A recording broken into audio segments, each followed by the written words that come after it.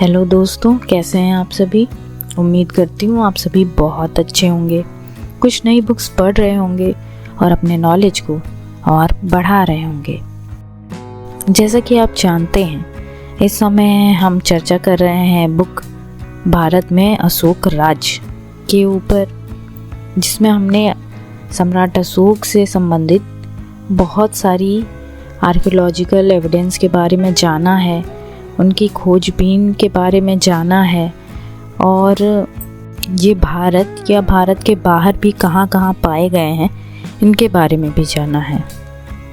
वैसे तो हमने अशोक द्वारा बनवाए गए बहुत से स्तंभों, लेखों और उनके साम्राज्य के बारे में बहुत से आर्कियोलॉजिकल एविडेंसेस को देखा है और जाना है, लेकिन इसे और भी डिटेल में जानना हमें बहुत ज़रूरी है। इसलिए ज़रूरी है क्योंकि कई बार लोग हमें भ्रमित करने की कोशिश करते हैं। तो दोस्तों, जो धरती से साक्ष्य आज तक हमें प्राप्त हुए हैं, उनके आधार पर हम सही डिसीजन ले सकते हैं, जान सकते हैं। इससे संबंधित सम्राट अशोक ने बहुत सारे स्तंभ बनवाए थे, जिनके शीर्ष पर विभिन्न प्रकार की आकृति बनी मिलती है, जैसे सिंह, वृषभ, हाथी और कहीं कहीं धम्मचक्र भी। साथ ही इन पिलर्स की चमक किसी पत्थर की ना होकर किसी धातु से प्रतीत होती है। जी हाँ, और इसी के बारे में हमें आज जानना बहुत ज़रूरी है। तो चलिए शुरू करते हैं। अशोक की स्तंभ कारीगरी के अनेक नमूने हैं। 40-50 फीट ऊंचे एक ही पत्थर के बने हुए, जिनकी चिकनाई से प्रत्येक युग के वासी चकित होते आए हैं। पत्थरों के स्तंभ पर शानदार चमक है, ऐसी कि किसी धातु के होने का भ्रम होता है। पहला भ्रम अंग्रेजी यात्री टॉमस कोरिएट को हुआ था। वे 17वीं सदी में मुगल काल में भारत आए थे। टोपरा दिल्ली का स्तंभ देखा और लिखा कि ये पीतल की परत चढ़ा हुआ स्तंभ है। पीतल का भ्रम विटेकर को भी हुआ था। चैपलिन फेरी को तो संगमरमर का होने का भ्रम हुआ था। 19वीं सदी के आरंभ में आए बिशप हैबर को भी भ्रम हुआ था और लिखा कि ये ढली हुई धातु का है। ये भी गजब की इंजीनियरिंग थी। ऐसा कहा जाता है कि अशोक ने 84,000 स्तूपों का निर्माण कराया था। अशोक द्वारा 84,000 स्तूप बनवाने जाने का जिक्र फाहियान ने अपने यात्रा वृतांत के 27वें खंड में किया है। आश्चर्य क्यों, 12,000 बुद्ध की मूर्तियाँ तो हांगकांग के शाटिन के एक बौद्ध मठ में ही है। इसका नाम 10,000 बौद्ध मठ है, लेकिन वहाँ बुद्ध की मूर्तियों की संख्या 12,000 है।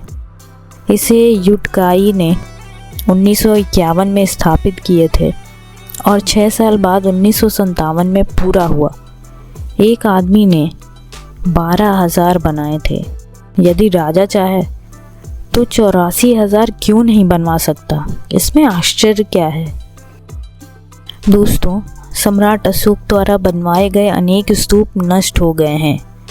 अनेक का पता लगाया जाना बाकी है, किंतु चीनी यात्रियों ने अशोक के बनवाए अनेक स्तूपों देखे थे।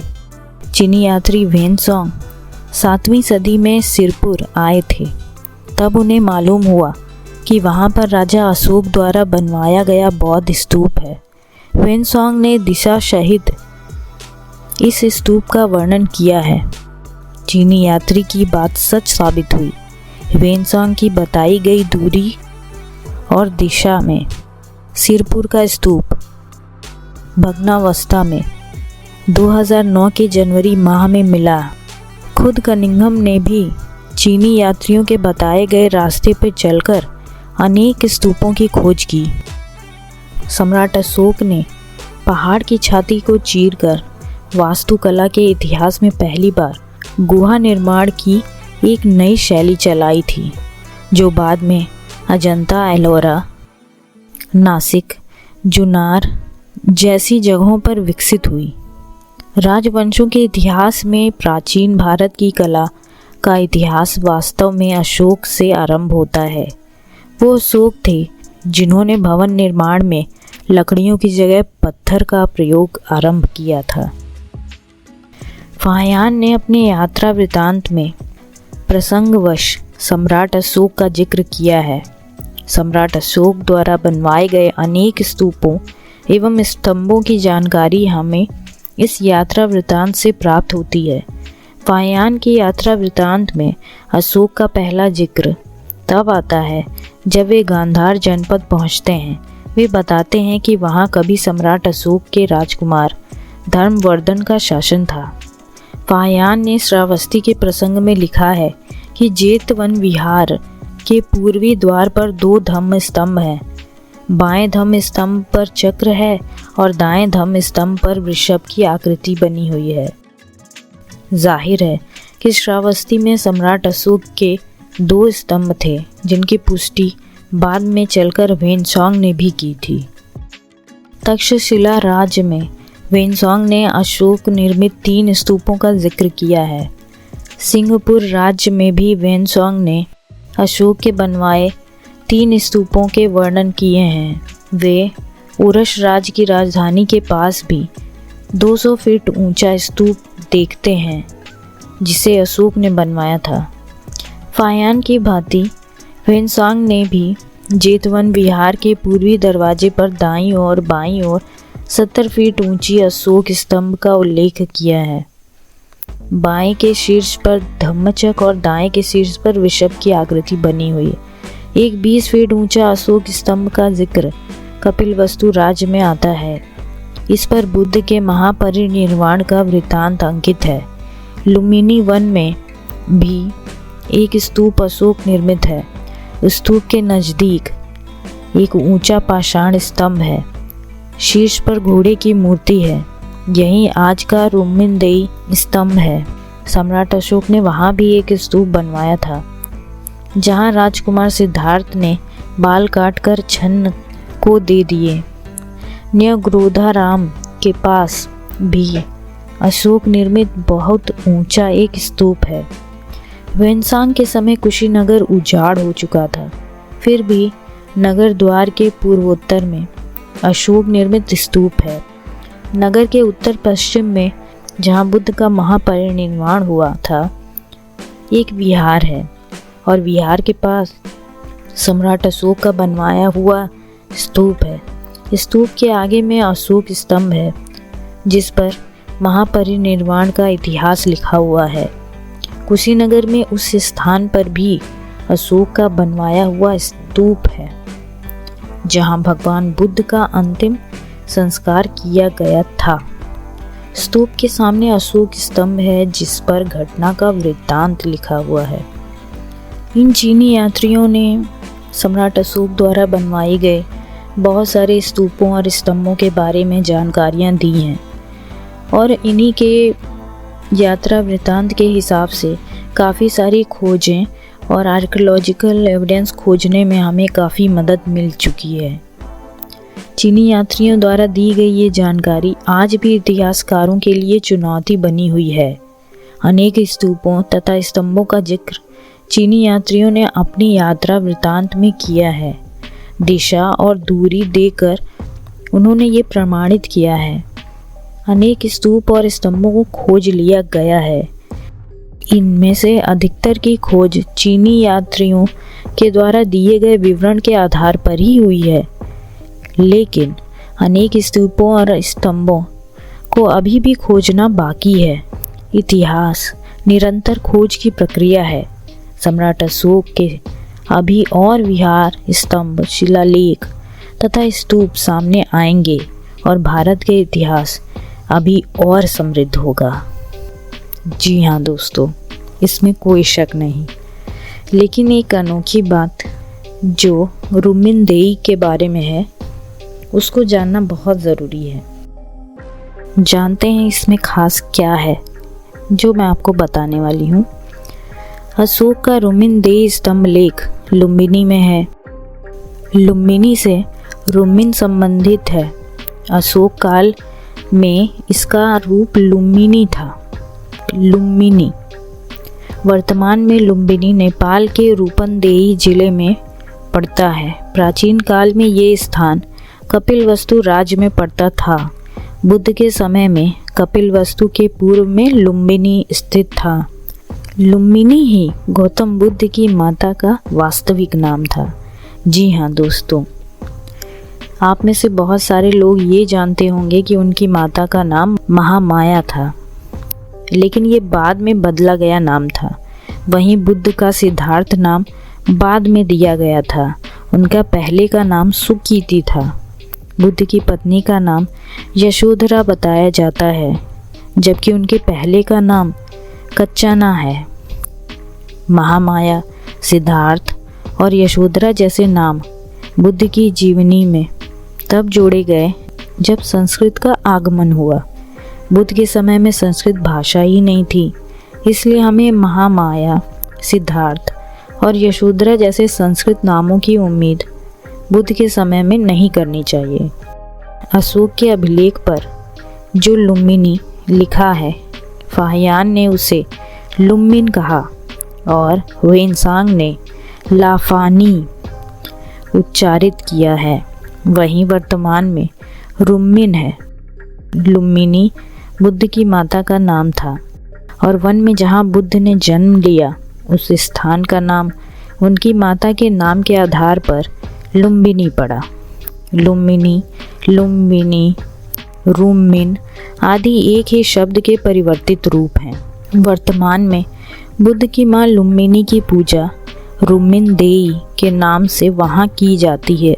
देई वस्तुतः देवी का बोधक है। यहाँ पर अशोक का रुम्मिन देई स्तंभ लेख है जो बुद्ध के जन्म स्थान को प्रमाणित करता है। स्तंभ लेख के कुछ कदम पर पूजा स्थल है। पूजा स्थल पर बुद्ध की जन्म कथा को संजोए हुए 3 परिचारिकाओं के साथ रुम्मिन देई की मूर्ति है। मूर्ति अशोक काल की है। मूर्ति में जो पीलापन लिए पत्थर लगे हैं वो पत्थर अशोक के रुम्मिन देई स्तंभ में भी लगे हुए हैं। प्राचीन काल में लुम्बिनी की खोज सम्राट अशोक ने करवाई थी। बोध गया के संदर्भ में हुएनसांग ने लिखा है कि सम्राट अशोक ने वे सभी स्थल खुजवाए थे जो बुद्ध से संबंधित थे। फिर उन्होंने बुद्ध से संबंधित स्थलों पर स्तूप बनवाए थे और स्तंभ लगवाए थे। ऐसा उन्होंने बौद्ध स्थलों को इतिहास में अमर बनाने के लिए किया था। बुद्ध के जन्म स्थल को भी अमर बनाने के लिए वे अपने अभिलेखों के 20 वर्ष बाद लुम्बिनी गए। वहाँ पर उन्होंने रुम्मिन देई स्तंभ स्थापित कराया तथा उस पर अभिलेख लिखवाया। जर्मन पुरातत्ववेत्ता फेरर ने भगवान बुद्ध के जन्म स्थल की पुरातात्विक खोज कर भारतीय इतिहास को नए आयाम दिए थे। ठीक इससे पिछले साल 1895 में उन्होंने निगलिवा स्तंभ का पता लगाया था। निगलिवा स्तंभ कई मायनों में रुम्मिन देई स्तंभ लेख से मेल खाता है। बुद्धिज्म के इतिहास में ये दोनों अभिलेख मील के पत्थर हैं। निगलिवा स्तंभ लेख से हमें गौतम बुद्ध से पहले के कोणागमन बुद्ध का पता चलता है। फेरर पे आरोप लगाया गया था कि वे पुरातात्विक सबूतों के साथ छेड़छाड़ कर रहे हैं। उन्हें छेड़छाड़ में संलिप्त होने के कारण नौकरी से 1898 में हटा दिया गया था, लेकिन 2013 में महामाया मंदिर की खुदाई हुई और खुदाई का नेतृत्व ब्रिटेन की डरहम यूनिवर्सिटी के रॉबिन कनिंघम कर रहे थे। उन्होंने बताया कि मंदिर के नीचे बुद्धकालीन इमारती लकड़ी के ढांचे के अवशेष मिले हैं। इससे साबित होता है कि फेरर ने सटीक स्थल की खोज की थी। अशोक का अभिलेख स्तंभ के नीचे भाग में है। यह मिट्टी से दबा हुआ था, बाद में इसे खोजा गया।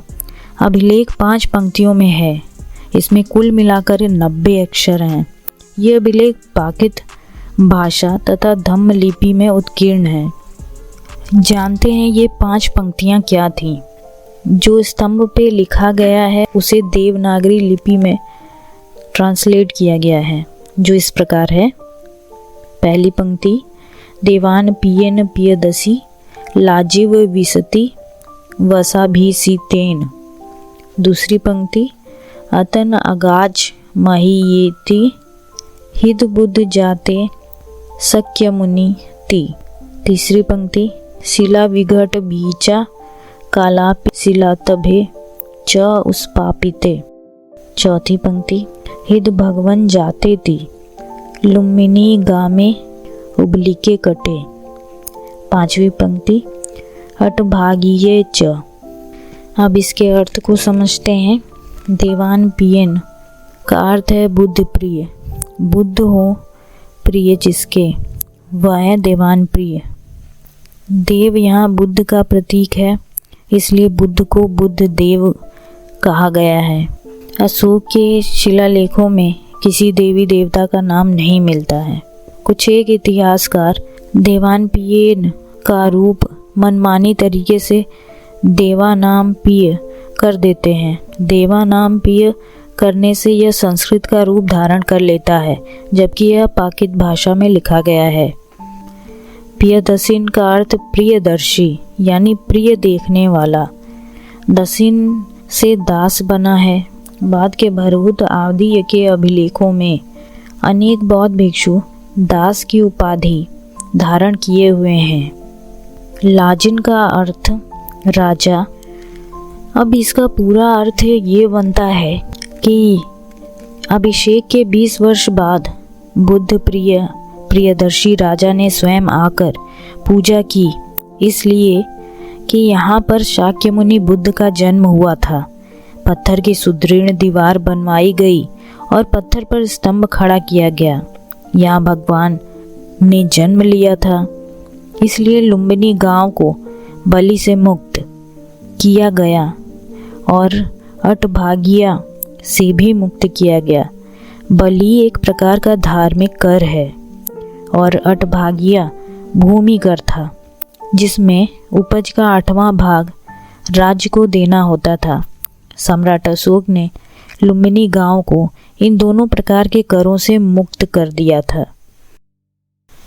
दोस्तों, इस वीडियो से मुझे पता है कि आपको और भी ज़्यादा नॉलेज मिली होगी और भी डाउट्स क्लियर हुए होंगे।